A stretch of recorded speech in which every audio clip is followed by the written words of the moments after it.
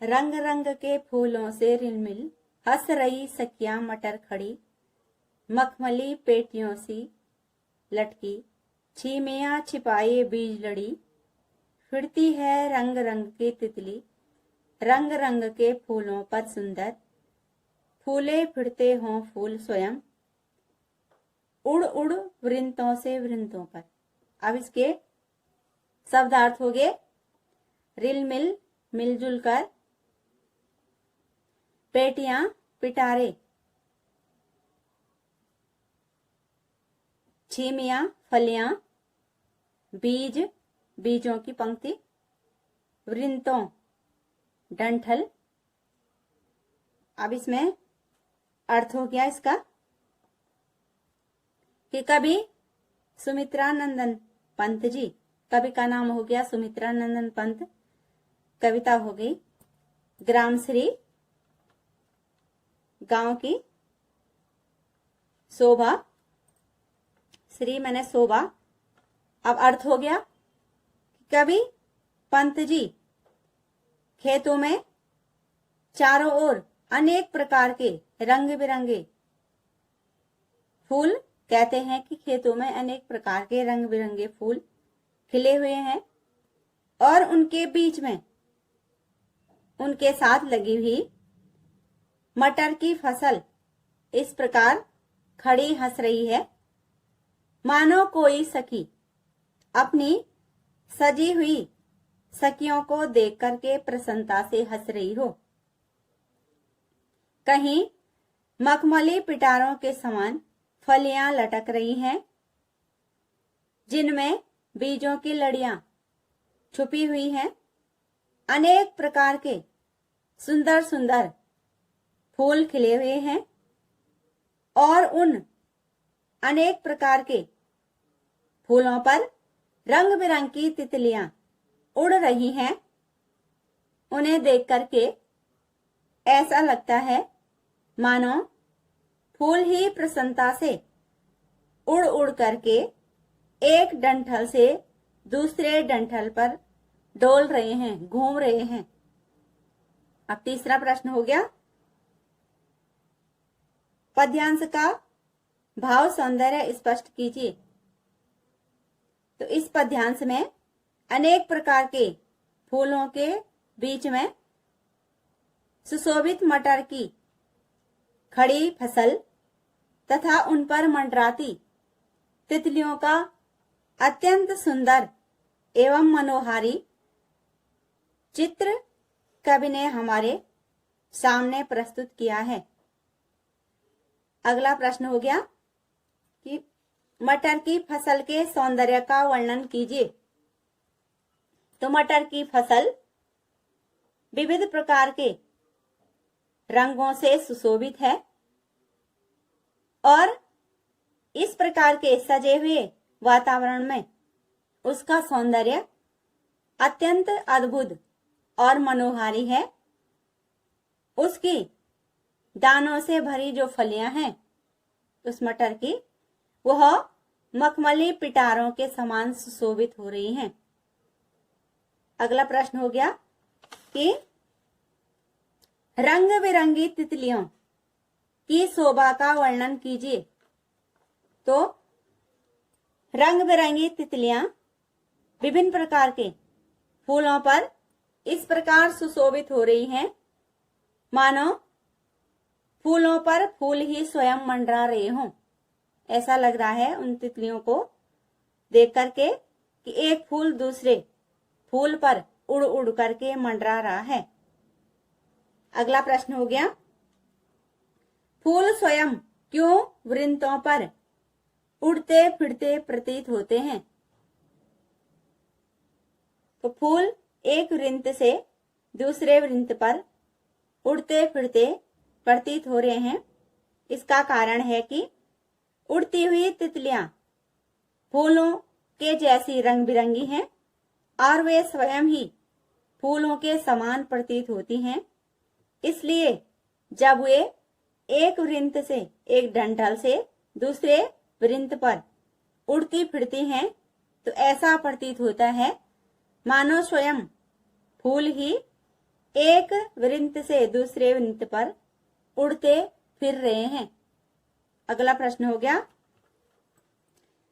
पद्यांश का भाव सौंदर्य स्पष्ट कीजिए, शिल्प सौंदर्य स्पष्ट कीजिए। तो शिल्प सौंदर्य में हो गया, भाषा अत्यंत सुंदर, कोमल और प्रभावमयी है। प्रभावमयी माने हम पर शीघ्र ही प्रभाव डाल रही है, कविता को पढ़ने में आनंद आ रहा है।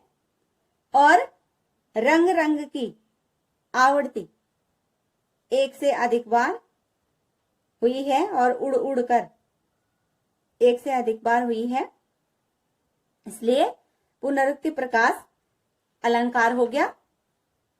और फूलों में रिलमिल छिमिया छिपाए, फूले फिरते हो फूल में अनुप्रास अलंकार हो गया। तथा फिरती हैं रंग रंग वृंतों पर में उत्प्रेक्षा अलंकार हो गया।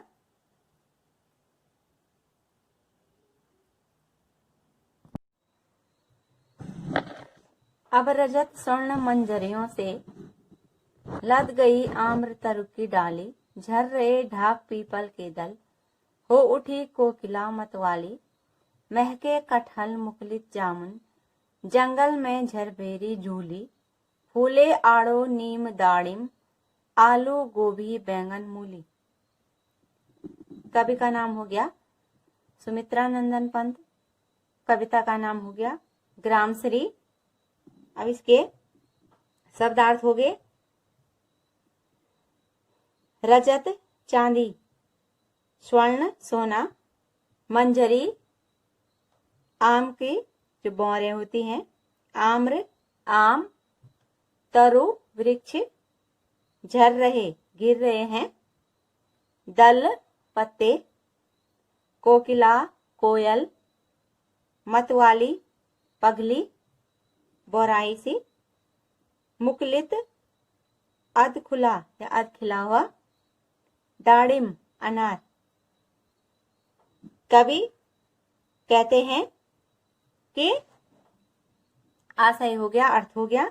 कवि कहते हैं कि आम के पेड़ की डालियां सुनहरे मंजरियों से लद गए हैं, पतझड़ की ऋतु आ गई है, ढाक और पीपल के वृक्षों के पत्ते झड़ने लगे हैं, कोयल भी मतवाली हो उठी है, कटहल के वृक्ष से सुगंध आने लगी है, जामुन अध पके अध खिले से दिखाई देने लगे हैं, और जंगल में झरबेरी बेरों से लद गई है, आड़ू नींबू अनार आदि फलों के साथ साथ आलू गोभी बैंगन मूली आदि सब्जियां भी खेतों में तैयार हैं।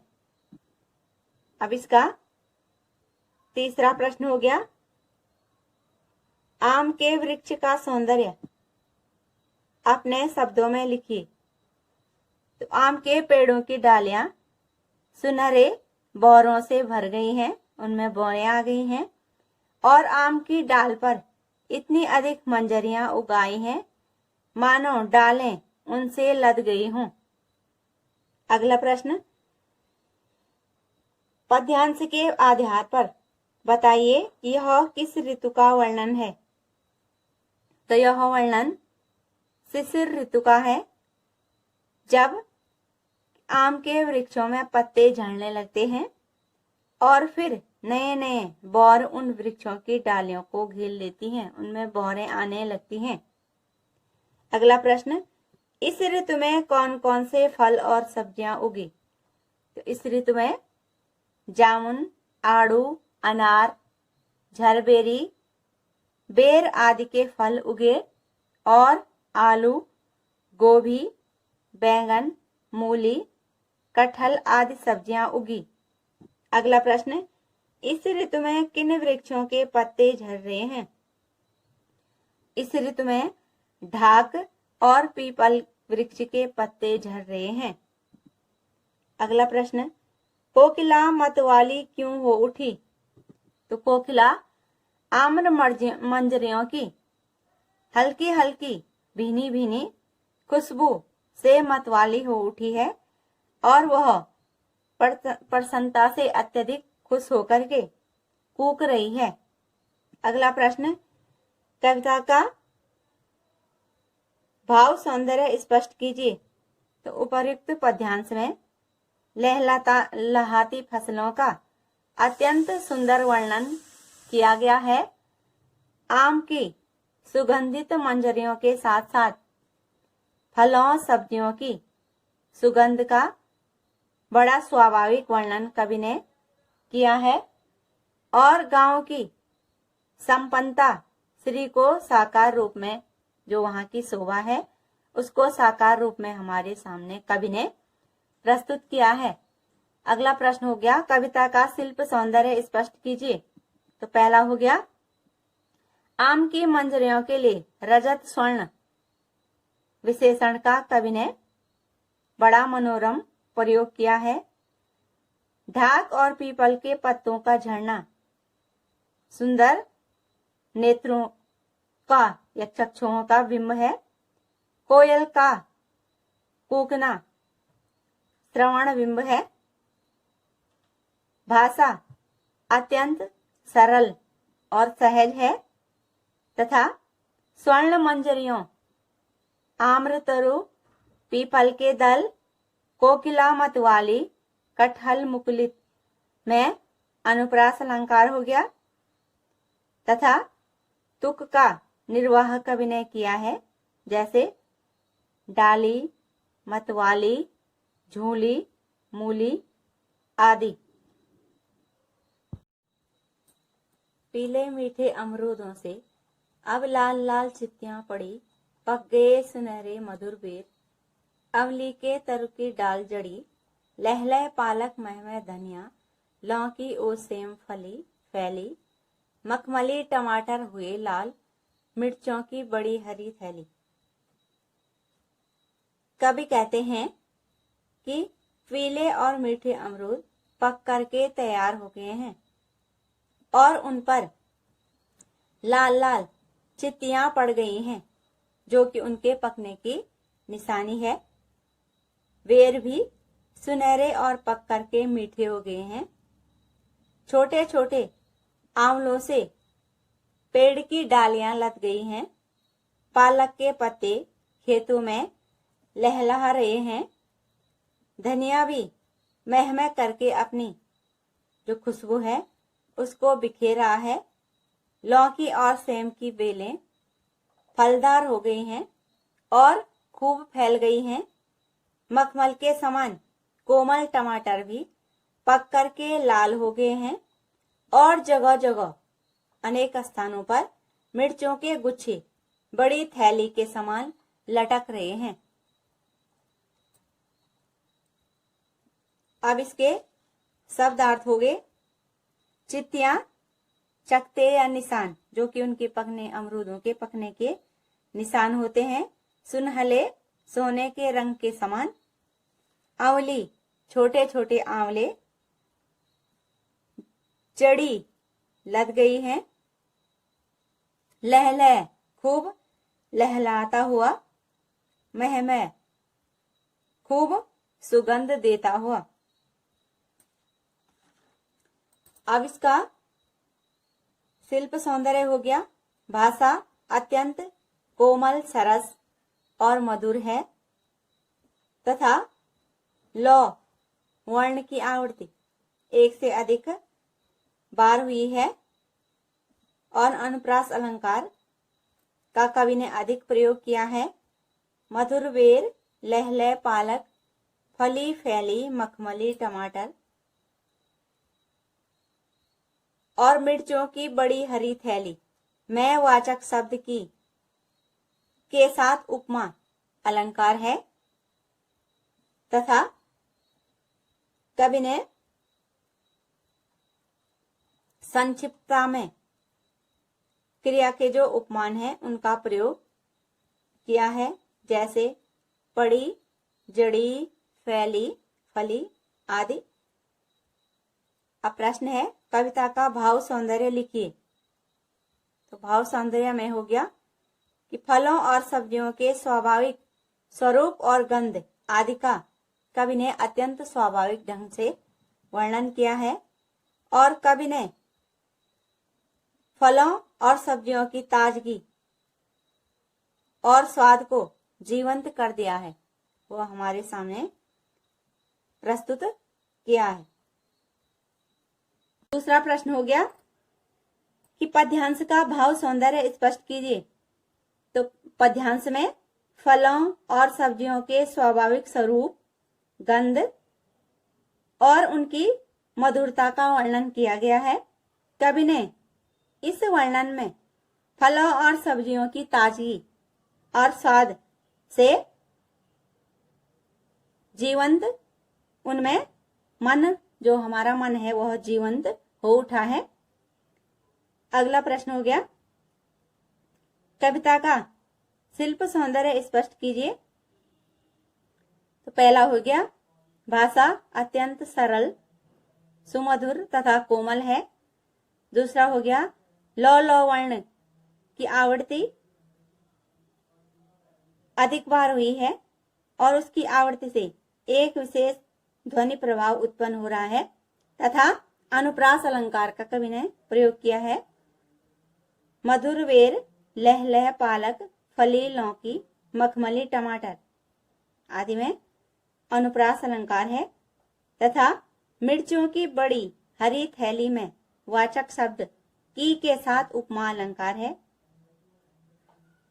अभिव्यक्ति की संक्षिप्तता के कारण क्रिया के अनेक रूपों का प्रयोग कवि ने किया है, जैसे पड़ी, जड़ी, फली, फैली आदि। अगला प्रश्न हो गया कि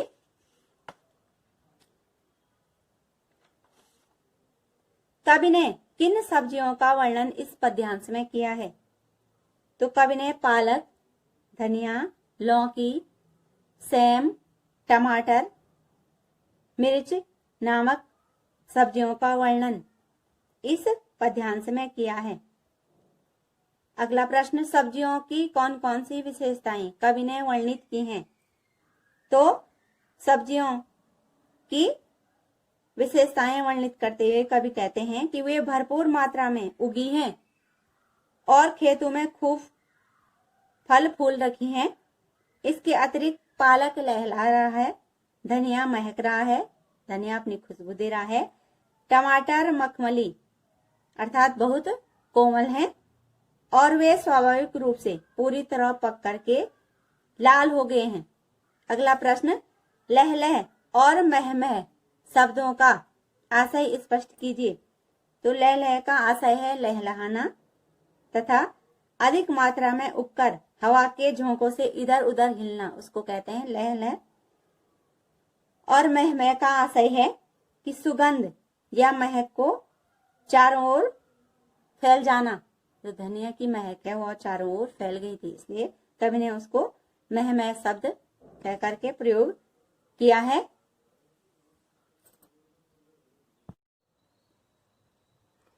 बालों के सांपों से अंकित गंगा की सतरंगी रेती, सुंदर लगती सरपत छाई, तट पर तरबूजों की खेती, अंगुली की कंगी से बगुले कंगली सवारते हैं कोई, तिड़ते जल में सुखराव पुलिन पर मगरोठी रहती सोई। अर्थ हो गया, आशय कि कवि उपर्युक्त पद्यांश में गंगा के तट का सौंदर्य का वर्णन करते हुए कहते हैं कि गंगा की रेत अनेक प्रकार के रंगों से सुशोभित है। उसके किनारे की रेत इस प्रकार लहरदार बिछी हुई है, मानो उसको देख करके ऐसा लगता है कि उस पे सांपों के चलने के निशान बने हों। जिस प्रकार सांप रेंग के चलता है, तो कवि कल्पना कर रहे हैं कि जैसे अभी अभी इसमें सांप चल करके गया हो। और गंगा के किनारे सरपत घास, कांच घास जिसको कहते हैं, उगाई है तथा तरबूजों की भारी फसल हुई है और उसके किनारे बगुले विहार कर रहे हैं, घूम रहे हैं। वे अपने सिर पर अपने पंजों की उंगलियों से कंगी संवार रहे हैं और उन्हें देख करके ऐसा प्रतीत होता है मानो कोई अपनी कगली सवार रहा हो।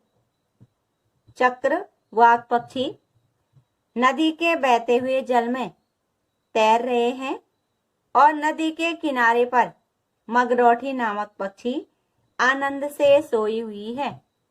अब इसके शब्दार्थ हो गए बालू, रेत, अंकित मने जिस पर चिन्ह पड़े हों, सतरंगी 7 रंगों वाली, सरपत कुश की तरह की एक लंबी घास जो छप्पर बनाने के काम आती है और नदी के किनारे बालों में यह खूब उगती है। तट किनारा कंगली चिड़ियों के सिर की चोटी जिसपे वो अपने पंजे फिरते रहते हैं। सुरखाव चक्रवाक पक्षी, पुलिन तट या किनारा, मगरौठी एक पक्षी, एक चिड़िया का नाम है मगरौठी। अब इसमें प्रश्न हो गए सरपत से क्या आशय है? तो सरपत से आशय है कि कुश की तरह की एक लंबी घास जो छप्पर बनाने के काम आती है और नदी की बालों में यह खूब उगती है तथा इसे लोग झोपड़ी आदि बनाने के काम में इसको प्रयोग लाते हैं। अगला प्रश्न, गंगा तट की रेत कैसी है? तो गंगा के तट की रेत टेढ़ी मेढ़ी और उसमें लहरें बन गई हैं। उसे देख करके ऐसा प्रतीत होता है मानो अभी अभी उसमें सांप चल करके गए हों, इसलिए उनमें उस बालों में निशान पड़ गए हैं। अगला प्रश्न, सुरखाव और मगरौठी गंगा तट पर कैसे आनंद उठाते हैं? तो सुरखाव पक्षी गंगा के जल में तैरने का आनंद उठा रहे हैं, वो वहां जल में तैर रहे हैं और मगरौठी चिड़िया बड़ी निश्चिंता से बेफिक्र होकर के सोई हुई है। अगला प्रश्न हो गया कविता का शिल्प सौंदर्य स्पष्ट कीजिए। तो शिल्प सौंदर्य में हो गया कि टेढ़ी मेढ़ी बालू के लिए बालू के सांपों से अंकित एक सुंदर चाक्षुष बिंब कवि ने हमारे सामने प्रस्तुत किया है तथा बालू के सांप तथा उंगली की कंघी में रूपक अलंकार है और सांपों से गंगा की सतरंगी रेती, तट पर तरबूजों की खेती की कंघी, पुलिन पर बगुले कंगली आदि में अनुप्रास अलंकार हो गया तथा कवि ने तुक का भी निर्वाह किया है, जैसे रेती, खेती, कोई, सोई आदि। हसमुख हरियाली हिम आतप, सुख से अलसाए से सोए, भीगी अंधियाली में निसिकी, तारक स्वप्नों में से खोए, मरकत डिब्बे सा खुला ग्राम, जिस पर नीलम नव आच्छादन, निरुपम निशांत हिमांत में स्निग्ध शांत, निज शोभा से हरता जनमन। अब इसके शब्दार्थ हो गए हसमुख मुस्कुराती हुई, हिम आतप सर्दी की ऋतु की धूप, अलसाए आलस्य से भरे, अंधियाली अंधेरा, निसी रात, तारक तारागण या तारे, मरकत पन्ना नामक हरे रंग का बहुमूल्य पत्थर, नीलम नीले रंग का बहुमूल्य पत्थर या नीलमणि भी उसको कहते हैं, आच्छादन छाया हुआ, निरुपम जिसकी उपमा न दी जा सके, हिमांत सर्दी की ऋतु के उपरांत, स्निग्ध कोमल स्नेह से भरा हुआ, शोभा सौंदर्य, हरता हर लेता है। पद्यांश का आशय हो गया कि कभी गांव के चारों ओर छाई हुई हरियाली पर सूर्य की धूप पड़ने से कहते हैं कि चमक आ गई है और ऐसा लगता है मानो हरियाली स्वयं हंस रही हो और जो सर्दी की धूप है वह भी खिली खिली सी प्रतीत होती है, जैसे दोनों हिल मिल करके सोए पड़े हों और रात ओस कणों के कारण भीग गई है तथा तारे उन नींदे से जान पड़ते हैं। ऐसा लगता है मानो तारे रात भर सोए न हों।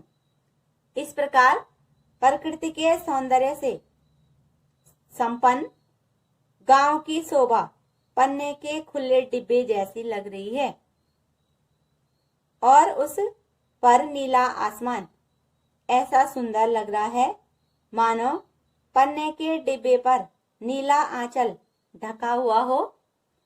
सर्दी की समाप्ति होने पर इस शीतल प्रदेश में एक अनोखी शांति चारों ओर छाई हुई है और वह चुपचाप अपनी शोभा से लोगों के मन को हर रही है। निज मने अपनी शोभा से हरता जनमन लोगों के मन को हर रही है, अपनी ओर खींच रही है। अगला प्रश्न हो गया, हसमुख हरियाली क्या कर रही है? तो हसमुख हरियाली सर्दी की गुनगुनी धूप के साथ अलसाई सी सोई हुई है। अगला प्रश्न, गांव की तुलना मरकत डिब्बे से क्यों की गई है? तो गांव की तुलना मरकत डिब्बे से इसलिए की गई है कि गांव के खेतों में मखमली हरियाली छाई हुई है और अनेक प्रकार के फूल और फसलें हैं। रंगीन फूलों पर तितलियां मंडरा रही हैं और कहीं लहलहाती महकती फसलें अपनी सुगंध बिखेर रही हैं। उन्हें देख करके ऐसा लगता है कि धरती ने अपने श्रृंगार में कोई कंजूसी नहीं की है, संपूर्ण रूप से अपना श्रृंगार किया है। इस धरती के सौभाग्यशाली रूप को दर्शाने के लिए कवि ने मरकत के खुले डिब्बे से गांव की तुलना अत्यंत अच्छी प्रकार से की है। अगला प्रश्न, गांव की कौन सी शोभा जन मन को हर रही है? तो गांव की हसमुख हरियाली और ठंडी भीगी रातें, सुनहरी फसलें, शांत वातावरण, नीला आसमान, टिमटिमाते तारे सब मिलकर के ऐसी शोभा रच रहे हैं कि वे लोगों के मन को हर रहे हैं, लोगों के मन को अपनी ओर आकर्षित कर रहे हैं। अगला प्रश्न, पद्यांश का शिल्प सौंदर्य स्पष्ट कीजिए। तो भाषा अत्यंत कोमल, सुंदर और सरस है तथा कवि ने संस्कृत शब्दों का अत्यंत प्रयोग किया है, बहुलता के साथ उसका प्रयोग किया है तथा तुक का निर्वाह भी कवि ने किया है, जैसे सोए, खोए, आच्छादन, मन आदि तथा अलसाए से सोए, तारक स्वप्नों में से खोए, मरकत डिब्बे सा खुला ग्राम में उपमा अलंकार है तथा हसमुख हरियाली हिम आतप और सुख से अलसाए से सोए। सवर्ण की आवृत्ति एक से अधिक बार हुई है, इसलिए अनुप्रास अलंकार हो गया।